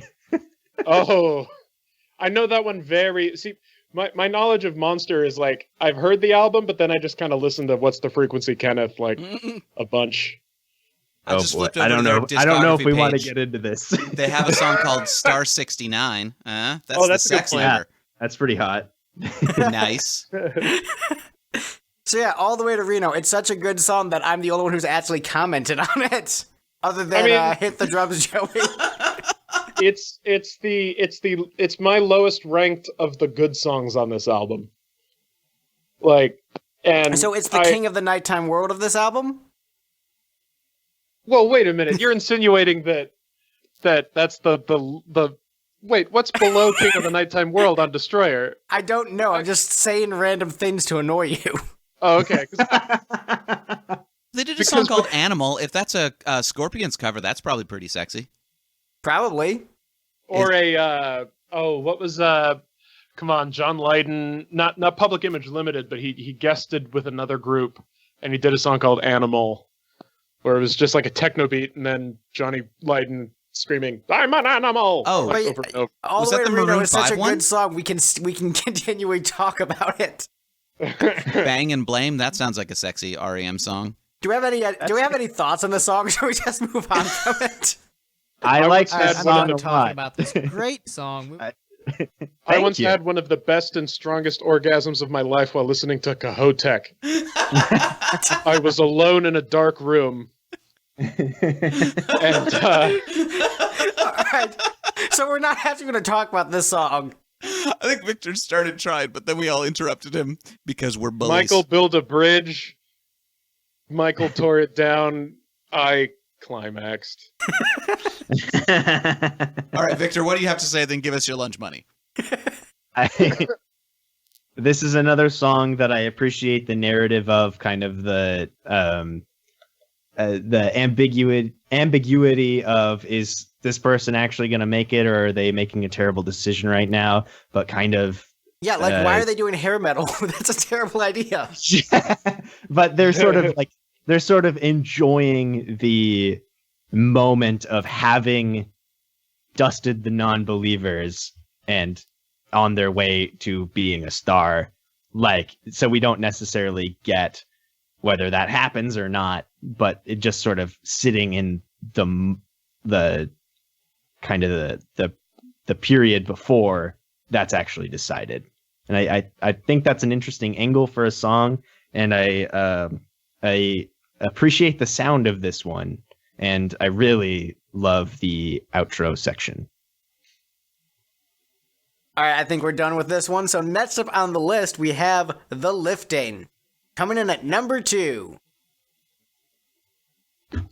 This was my number 2 on the album. Yeah, this one's really good. Well, technically it was my number 3, as my number 1 is my highest ranked thing on my list is not a song from this album. I don't remember what that was again, Gavin. Wasn't it just like this band did Fables of the Reconstruction and that's really good? that was that was the thing I ranked highest about this album, was that it was the band that did Fables of the Reconstruction. Your favorite thing about this album was remembering that time you listened to a different album. Yeah. Yeah, I like this song. It's a okay album opener, not the best album opener, but yeah, gets the job done. I like it. So, it's certainly no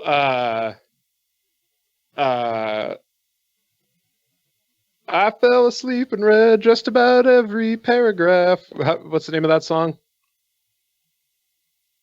Whoa. What band are you referencing? It's REM. It's the opening of Fables. What's the first song on that? Oh, that song. I'm very curious what Greg will think of that song. Oh, he won't. I don't think he'll like it. Feeling Gravity's Pull. Feeling Gravity's Pull. I mean, I listened to like 30 seconds of it, and I don't remember it offhand. Yeah, there is no way in fuck you like that song, Greg. I will make sure to look up that song and then give everyone a one-song mini review of that afterwards. So this song, I think, is an okay opener. I think REM actually has a pretty good history of openers, so I'm not going to say anything ridiculous like I did about Beach Ball. But I think this one's solid, and is at the very least a pretty good indicator of what the album as a whole sounds like. And I think is also has another sort of interesting semi-narrative in the lyrics. Yeah, it's the Creatures of the Night of the REM catalog. Yeah. The drums aren't powerful enough to even make that joke. that was the joke. Always one step ahead of me, The Greg. drums aren't powerful, and the drums on Creatures are powerful. That's the joke. Though, hey, you want Gavin's hot take? Sure. Not a fan of the drum sound on Creatures. Terrible. You know, I'll give you. Here's what I'll say about the drum sound on Creatures. The first time I heard it, I didn't like it. Now it's my favorite drum sound on any album. So what a guy. I mean, I'm talking about like the proper version of Creatures, not like the shitty remix, because those drums sound terrible. Like those those sound worse. Like and it's the proper version of Creatures sounds amazing. I mean, they sound fine. Everyone always goes to the drum sound on that album as like, one of the, but it's just, it's too, a little too washy. A little too wishy-washy. But yeah, the Lifton, it's a song. Any other comments? So I actually probably wrote the most about this of any of the, in my notes of any of the songs. And so I sort of like wrote a little tirade about the two major schools of thoughts for a good opening track on an album are either something like high energy that sort of sets the tone for like what your band does, or like the single, or the single kind of thing, or you do something as sort of a semi-instrumental or a shorter piece to sort of get people's attention, an interlude or an intro or an overture kind of thing.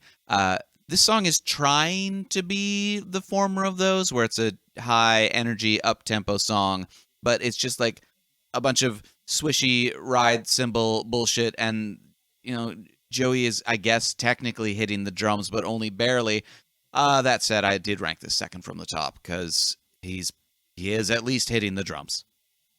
Hey, that's where I ranked it too. Go team! Woo. Well, I think we're done talking about it, so let's go through this ranking from the bottom to the top. Saturn Return, Disappear, Chorus and the Ring, Summer Turns to High, Beat a Drum, Joey, I'll Take the Rain, Beach Ball, She Just Wants to Be, I've Been High, All the Way to Reno, parentheses, You're Gonna Be a Star, The Liftin', but the best song on REM's Reveal, according to this panel of experts, and Victor. We have Imitation of Life, coming in at number 1.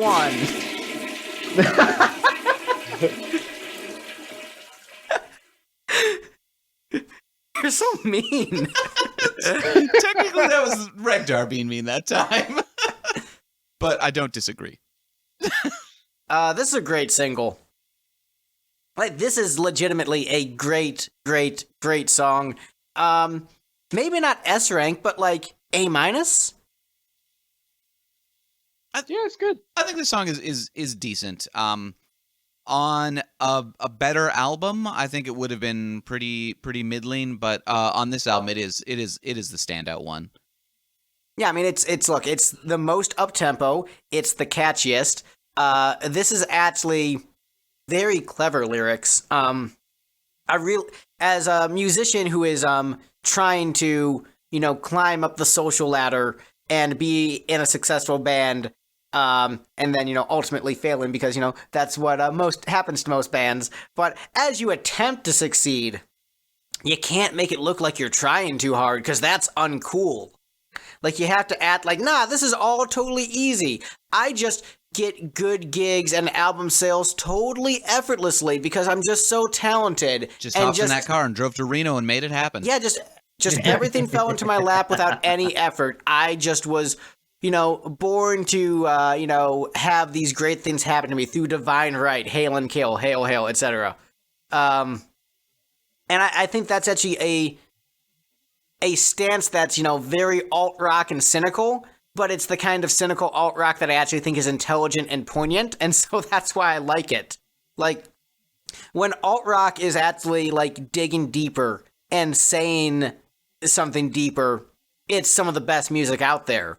For, all the slandering I do of the genre and all the shit I say, like, when alt-rock is good, it's really good, and for me, this is the peak of the genre. It's a great song. Yeah, I love it. Excellent, excellent composition. So, Gavin, if you're still with us, oh yeah, Gavin, you might still with us. R.I.P. You You might be appreciative to know that the verse of this song has the same chord progression as Driver 8. Yes. Which is from Fables of the Reconstruction. Oh yeah, it is. I think this is a good song. It's not one of my favorites because it does have a little bit of the like kind of normal chord progression, worship teamy kind of thing. It's at least not like produced that way, which I can appreciate. But it is kind of like normal song to me, so it doesn't jump out in that way. But I do like the lyrics of this one, and I can appreciate just how high he can sing. This is the only song I had to change the key for because it was too high. Oh wow. And yeah, this is also one, even though I just said not too long ago that I don't like music videos, this one is really interesting. I don't know if it's like a great music video, but it's really worth checking out. It's like like a 20-second scene or something like that. And then they just kind of pan and scan around this scene going backwards and forwards. And different people in the scenes are either enacting things that are being said or they're saying them, or it's really cool. Oh yeah, I remember that video. I haven't seen that in forever. Yeah, it's a fun video and a great single. Gavin, tell us why you hate it. Oh no, I don't hate it. I just think it's fine. It's yeah, no, I like this one. I'm not. He ranked it super, third.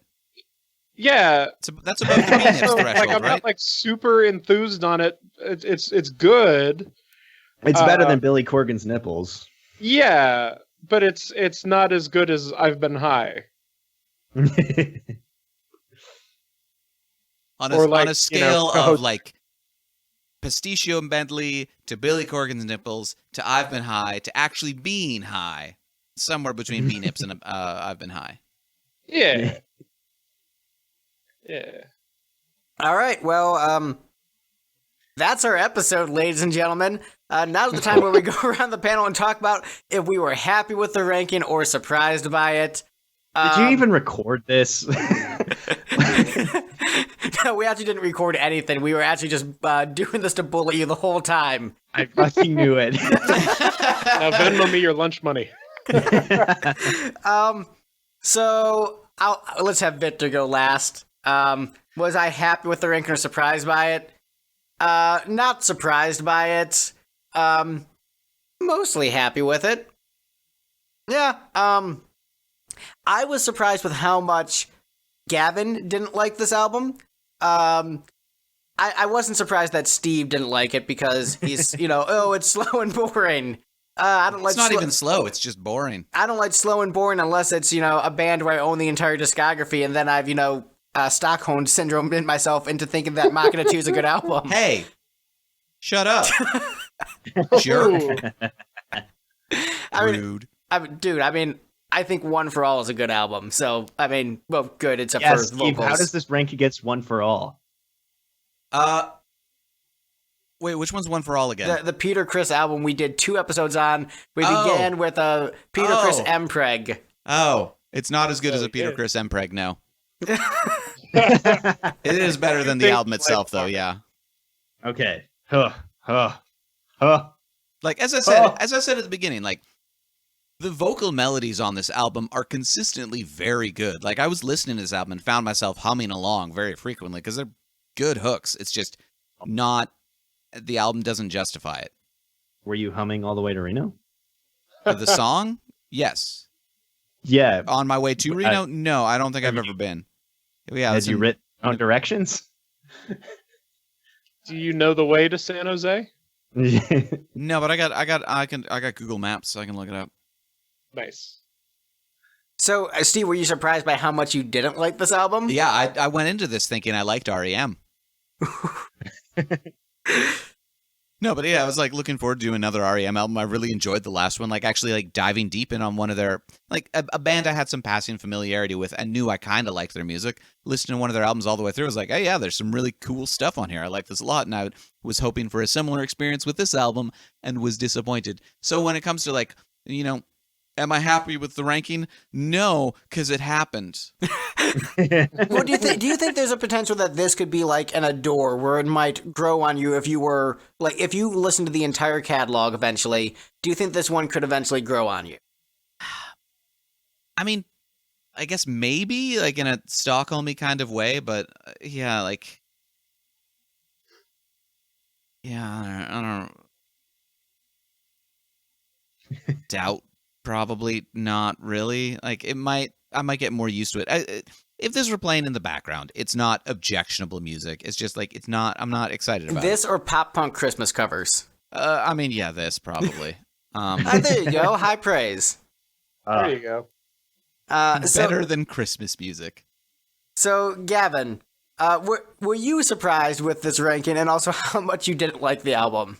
I'm neither surprised nor happy. I still like REM. I have a lot of respect for them. I think that they're a very special band, and they've made a lot of wonderful albums. I don't necessarily think this is one of them. Nor would I like I lay it on thick for the episode, but in reality, it's a album that I don't particularly care for by a band that I have a lot of respect for. And I'm happy that they experiment with different sounds and things, because I think, they could have just like sat around and cranked out like infinite variations on albums like Murmur or Fables or Life's Rich Pageant. But the fact that they decided to expand the sonic palette is something to be respected. I just think that this one was a bit of a misfire. I mean, they really sort of obligated to, with their biggest single being "Losing My Religion." Like, that's a corner they just couldn't exist in as a functional band for very long. So they had to be a little creative in what they did. Yeah. And what I would say is, I think there are a lot of bands who do albums like this where I think Victor's the prime example of you take a band, and if you're not a diehard of the band, like they have that weird mellow album that like only the diehards like. Like Smashing Pumpkins, if you're not a huge Smashing Pumpkins fan, you probably think Adore sucks. Yeah. See, but I am a big Smashing Pumpkins fan, and I think Adore sucks. Well, you're full of shit. But Kiss with Unmasked, because it's so, poppy and mellow in comparison, a lot of people don't like that album. Bruce Springsteen has Tunnel of Love. And so just a lot of artists, they have that mellow album where if you're not sold on just like this entire catalog, hell yeah, going in, like, that mellow album usually isn't for you. And, that's usually why it doesn't do well with the populace either. With mellow tracks such as Torpedo Girl. Look, I'm not saying that. I think it's mellow in terms of production compared to other albums. We're just like, it just sounds so flimsy and light in comparison. So maybe a lighter album might be the better description in terms of sonics or not necessarily material, because Adore and Tunnel of Love are very dark, angsty albums. But in terms of sonics, maybe the lighter albums. And so I think that is where Reveal also fits into that camp. And I think I've maybe with like, right place, right time hearing this album where it was like, I was willing to accept an album like this. And I've heard enough albums like that by bands that I like where I'm like, oh, I get what this is in the grand context of what they're doing. And it worked for me personally. Victor, how did you feel about this ranking, and were you surprised by it? Honestly, I'm pleased. Everything went great. I'm so happy you guys all liked it, and it's been a pleasure to bring some joy into your lives. I kind of went into this week knowing that I wasn't going to be happy with the ranking, so I'm not that surprised about that.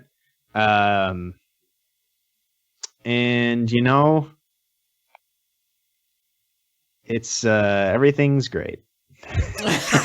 Everything's fine. We're all happy. Nobody's gonna go overdose right now. Don't do drugs. You know kids. what? I actually, so when I first started listening to this and listened to it a couple of times, and I was talking to my best friend about it, and we were talking like, because he was listening to the Are You Talking REM show as well, and I was sort of like, have you gotten to Reveal yet? And he was like, no, I'm not very far. And I said, I don't know if you're going to like it, but I think it's really good. And that's kind of the attitude I've had about it ever, like, basically since I heard it. I was like, I completely understand why this is not one of the ones that anybody talks about, and that all makes sense to me. But I think it is more of a situation where this is it's sort of mine, whereas a lot of people who like them sort of discovered them when they were first coming out or whatever, and kind of got a hold of their early releases when they were back in more mysterious days.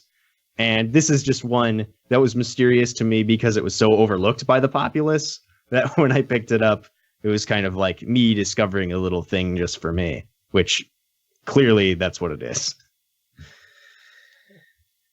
Well, hey man, I liked it. I like you, Victor. Oh, thanks. It is. I like the album. I don't like Victor. Well, you're outvoted, Greg. Two of us like Victor and not the album. It takes a brave person to submit an album that they love. Sorry, wrong window. To this kind of ridicule. I mean, so Victor, so you've listened to me like gush about things that I love on this podcast and defend them against people who don't love them. Of course, yes. How does it feel being on the other side of the hot seat? I mean, you're a lot tougher of a person than I am in probably every conceivable way. So, you know, I honestly, the actual experience of it was not too terrible. I think maybe it would have been different if I brought like. What's your favorite album? Let's do that next. It's got to be Re-Reveal by James Gameboy. That's my favorite album. Well, good news. We are planning on recording an episode on that.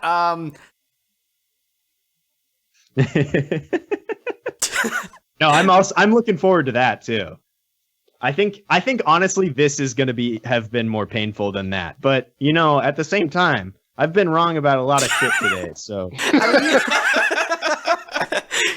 I think I just remember so many conversations with you about podcasts. We're just like, I think my ranking, I think I've got my finger on the pulse, and that's every episode you do with us.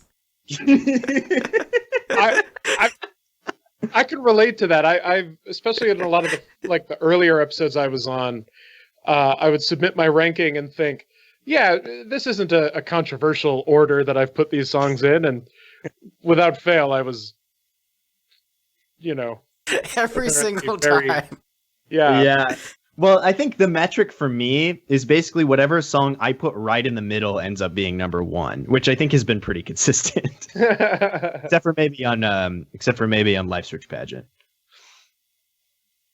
I mean, Underneath the Bunker got robbed. Episode. Look, you can't have 12 songs at number one. Well, I will say I admire you having the balls to do it. I know it's rough, and man, I wish I'd booked some more people who like the album, but I figured these guys like alternative rock. This will be fine. You know what? I like this REM lineup. I think it's good people. I mean, this is just, I think Gavin is just, what it is Steve and myself, like, we're the hosts. We have to be here. We're not allowed to leave. It's the worst. And then you will just be on any episode we ask you to be on. Oh, I'll do, yeah. I'm a complete. And I was talking about Victor there, but also Gavin. Oh, sorry. I thought you were talking to me. No, the thing is, Gavin, Pronouns. You just have probably the widest musical taste of our guests, and so that's why you're just the easiest, because we're doing an album. Gavin probably has an opinion on that. because he knows what it is. So just like the fact that just like, oh, I'm a millennial, but I also listen to classic rock. Therefore, I know every album that will be discussed on the Lipstick panel. Well, I'm always happy to be here. So, Gavin, where can we find you on the internet? All right, you can go to bentkneemusic.com, as well as Twitter /bentkneemusic, Instagram /bentkneemusic. I run the Twitter account. That is me. So that's why you followed me on Twitter. Because your bandmates would not follow me on Twitter. That's also why we tweeted about the anniversary of Reanimator coming out. Meanwhile, I forgot to tweet on the 1 week anniversary of the new album. Also, our new album, You Know What They Mean, on Inside Out Records, is out. It's been out since October. It may or may not be better than this album. I will leave that for you to decide. And let's see, when's this supposed to come out? I have no idea. All right, well, if it comes out before November 7th, probably not. Okay, well, remember, I will Frozen probably. Month. What? Remember, that's Frozen Month. All Frozen episodes of the Lifted panel. Well, I will have been on tour through all of November with the rest of the Bent Knee folk, opening for the lovely lads of Thank You Scientist. All over the U.S. Unfortunately, we're not playing in Nashville this time. I wish we were. But yeah, so I got a Patreon. I started a Redbubble account. I'm selling T-shirts now. It's buck wild. What's your Patreon? Gavin WA. Okay. Yeah. It's just various things that I do, and some songs, a lot of goofy drawings and things of that nature. Sweet. Yeah, thank you. Has your podcast on the commercial album come out yet? So, I guess I never told you about that. That audio got corrupted, so I lost it. I will do another one. Yeah. So, Victor, where can people find you and your cover of this entire album? You can find me on Twitter at the Victastic K, but more importantly, you can find me on Bandcamp, Spotify, and Patreon as James Gameboy. My cover album Reveal is only on Bandcamp because I can't afford those rights, so I'm not gonna put them on Spotify. But I worked real hard on it, and I think that even if you don't like this album, I think you might like my album. Here's what I know I'm doing a hell of a sell here. Here's what I'll say. The songs all have different arrangements.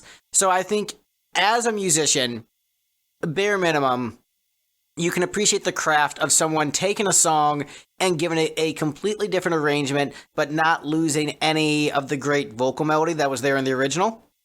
I think that is a very impressive musical feat. I think covering an entire album is a musical feat. And I would say your vocal performances on that album are absolutely spectacular. Well, thank you very much, Greg. I appreciate that. I mean, look, I say the truth, like, so I actually like it. Like, if I didn't like it, I just wouldn't say anything. I'm excited to hear your version. I appreciate that. Yeah, and I'm excited to reconvene in a few months where we rank Victor's version. And, by that point, Victor will become hardened like Enzo in Reboot. He'll come back to us as Matrix. Wow. Damn. He's like, I remember the last time we talked about Reveal. That was when I was but a boy. I'm a man now. Victor, Father's dead. Victor, can you not chain smoke so loudly into the microphones? I have one last thing though. My friend Jonah and I put out sort of a experimental, half sort of my normal hard rock with his like more ambient thing. It's a little ambient EP called Much Better Computer. Nice. No relation to the Radiohead album, right? What Radiohead album? Okay Computer? Never heard of it. Okay. I saw that name, was like, did he like put out another tribute album? No, no. That's a joke that we've basically just been laughing at for like 2 years straight. I'm really looking forward to Victor covering the entirety of music from The Elder. That's going to be as big of a hit, if not bigger. I wouldn't be surprised if it was bigger. That would be amazing. This will be after he's been chain smoking all the time. Be like, I am just a man. Too old for this shit. So Steve, where can the REM fans who are super happy with us find our music on the internet? Hey REM fans, we're found under Lipstick Generation on most platforms. All right, well that's our episode. Bye, internet. Bye.